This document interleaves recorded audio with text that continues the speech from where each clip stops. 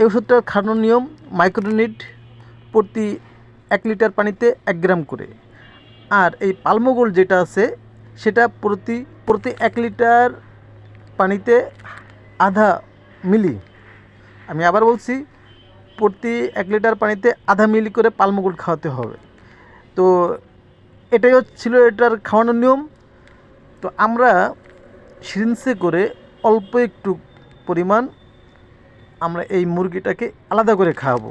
আমরা তো এই ওষুধটা সব মুরগিকে খাওয়াবো, কিন্তু এই মুরগিটা, বিশেষ করে যে মুরগিতে সমস্যা, এই মুরগিটাকে একটু আলাদা করে খাওয়াবো।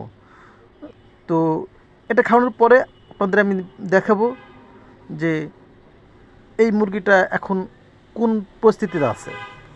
প্রিয় দর্শক, দেখেন আমরা যে খাওয়াচ্ছি সিরিঞ্জে করে। এখন বাজে বিকাল 4টা।